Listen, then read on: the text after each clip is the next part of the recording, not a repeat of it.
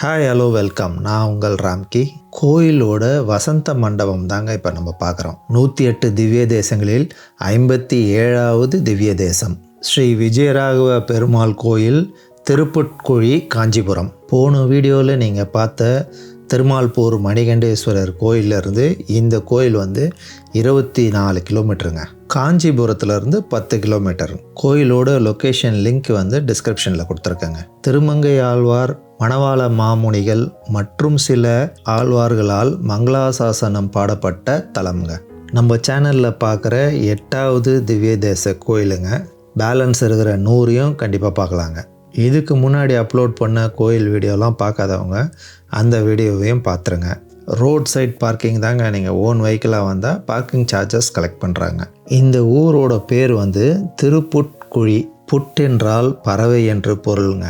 அது ஜடாயுவை குறிக்குது. குழி என்பது ஈமக்காரியங்களை செய்வதற்காக எடுக்கப்படும் குழியை குறிக்குது. கோயிலோட தெப்பக்குளங்க ஜடாயு தீர்த்தம். இந்த கோயிலோட ஸ்தல புராணம் ஜடாயுவை பற்றி தாங்க.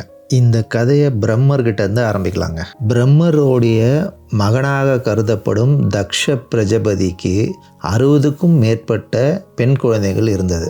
அதில் 13 பெண்களை கஷ்யப முனிவர் மணம் முடித்தார். அந்த 13 பெண்களில் ஒருவரான வினதாவுக்கும் கஷ்யப முனிவருக்கும் பிறந்தவர்கள்தான் அருணன் மற்றும் கருடன். கருடன் உங்களுக்கு தெரியும், சூரிய பகவானோட தேரோட்டியாக இருந்தவர் தான் அருணன்.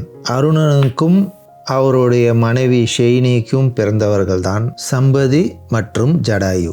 ஜடாயுவோட அப்பா சூரியனுக்கு ரதம் ஓட்டுறாரு. ஜடாயு சிறு வயதில் அறியாமையில் சூரியனை நோக்கி பறக்கிறார். ஜடாயுவோட அண்ணன் சம்பதி இவர் வேகமாக போகிறத பார்த்தவொடனே அவரை பின்தொடர்றார்.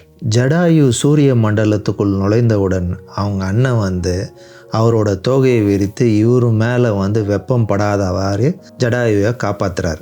2 பேரும் நேராக கீழே விழுறாங்க. ஜடாயுவோட அண்ணனோட ரெக்கெல்லாம் வெப்பத்தால் எரிஞ்சிடுச்சு. அவர்னால பறக்க முடியாமல் அவரோட வாழ்நாள் முழுவதும் ஒரு முனிவர்கிட்ட காலத்தை கழிச்சார். குற்ற உணர்ச்சியில் மனமுடைந்த ஜடாயு அவரோட அண்ணனை வாழ்க்கையில் மறுபடியும் சந்திக்கவே இல்லை. அதுக்கப்புறமா தசரத மகாராஜா காட்டுக்கு வேட்டையாட போகிறாரு. அவருடைய உயிருக்கு ஆபத்தான சூழ்நிலையில் ஜடாயு அவரை காப்பாற்றுறார்.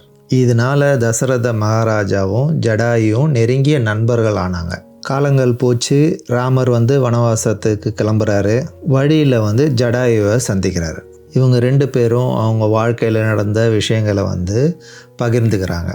தனது நண்பனுடைய மகன் என்பதால் ராமர் மேலே ஜடாயுக்கு பாசம் அதிகரித்தது. காலப்போக்கில் தசரத மகாராஜா இறந்த செய்தி வந்தவுடனே ஜடாயுக்கு மனம் உடைஞ்சி அவரும் சாக போகலாம் அப்படின்னு முடிவெடுக்கிறார். ராமபிரான் அதை தடுத்து, ஏற்கனவே தந்தையை இழந்து விட்டேன், உங்களையும் இழக்க விரும்பவில்லைன்னு சொல்லவே இவர் சாந்தமாகிறார். ராமர், சீதா, லக்ஷ்மணன் மூவரும் காட்டில் இருக்கும் வரை நான் பாதுகாப்பேன் என்று உறுதிமொழி எடுக்கிறார். ராவணன் தந்திரம் செஞ்சு சீதாவை கடத்தும் போது ஜடாயு வழிமறைச்சி ராவணனோட கடுமையான போர்.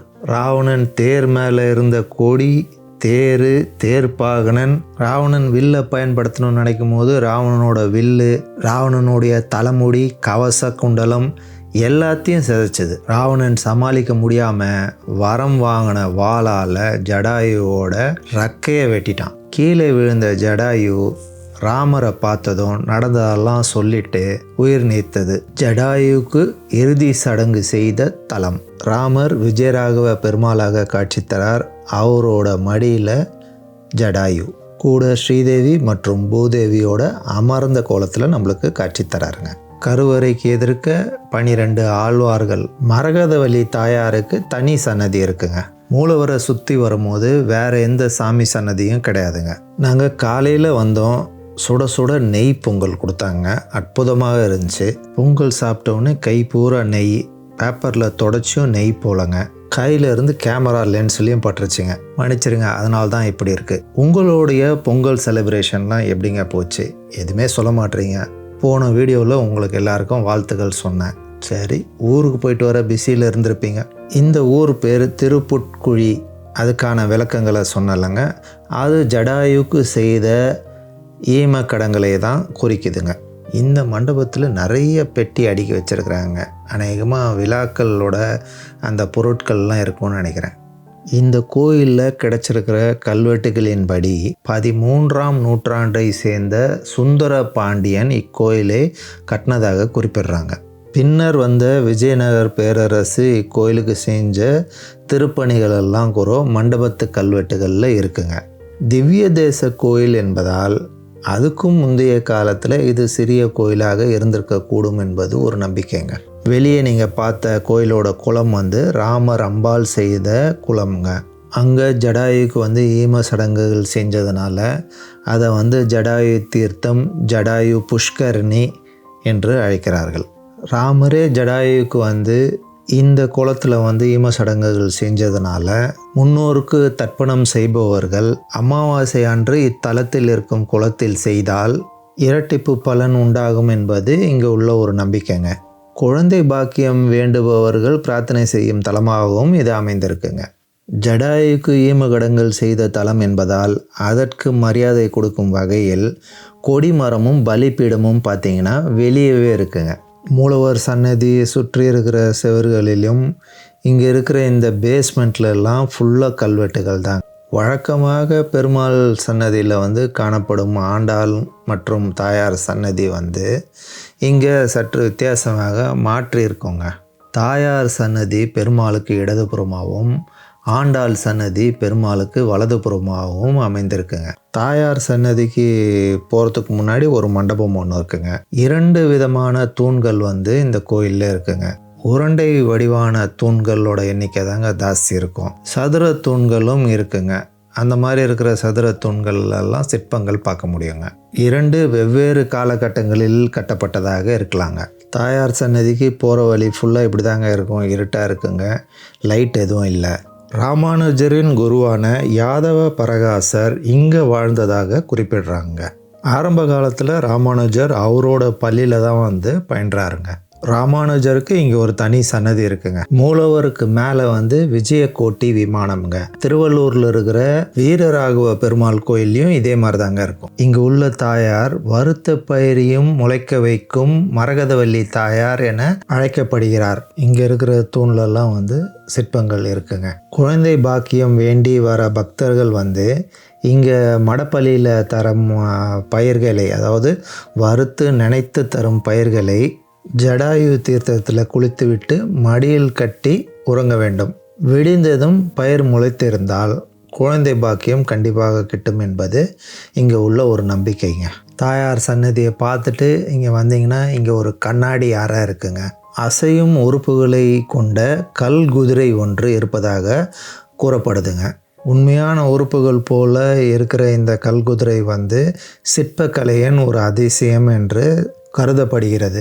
அதை செய்த சிற்பி இதே மாதிரி வேறு யாருக்கும் இதே மாதிரி செஞ்சு தரமாட்டேன்ற உறுதியோடு இருந்து அவர் காலமாயிட்டாருங்க. இது ராமானுஜர் சன்னதி சுற்றி வலம் வராங்க. பௌர்ணமி நாளன்று 108 தாமரை இலைகளை பயன்படுத்தி ஓமம் நடத்துகிறதா குறிப்பிடுறாங்க. ராமானுஜர் சன்னதிக்கு எதிர்க்க சமீபத்தில் செய்யப்பட்ட 2 யானை சிலைகள் இருக்குங்க. இந்த கோயிலுக்கு பக்கத்துலேயே இன்னொரு ஃபேமஸான சிவன் கோயில் இருக்குங்க. அடுத்தடுத்த வீடியோலேயே அந்த கோயிலையும் பார்க்கலாங்க. போன வீடியோவில் நீங்கள் பார்த்த கோயிலும் இந்த கோயிலேருந்து பக்கத்தில் தாங்க. இதுக்கு முன்னாடி போட்ட வீடியோலாம் பார்க்காதவங்க இந்த டிஸ்கிரிப்ஷனில் பிளேலிஸ்ட்டோட லிங்க் கொடுத்துருக்கேங்க. அதை யூஸ் பண்ணி அந்த வீடியோஸ்லாம் கூட பாருங்கள். இந்த கோயில் எப்படி இருக்குன்னு கமெண்ட்ஸில் சொல்லுங்கள். இந்த வீடியோ உங்களுக்கு பிடிச்சிருந்தா லைக் பண்ணுங்கள், ஃப்ரெண்ட்ஸுங்களோட ஷேர் பண்ணுங்கள். சேனலுக்கு சப்ஸ்கிரைப் பண்ணாமல் இருந்தீங்கன்னா சேனலுக்கு சப்ஸ்கிரைப் பண்ணுங்கள். நீங்கள் லைக் பண்ணி கமெண்ட்ஸ் பண்ணி ஷேர் பண்ணால் தான் இது பல பேருக்கு போய் ரீச் ஆகும். அவங்களும் இந்த கோயிலை பார்க்க முடியும். அடுத்து இதே மாதிரி ஒரு சூப்பர் கோயிலில் நம்ம மீண்டும் சந்திப்போமுங்க. தேங்க்யூ. பாய்.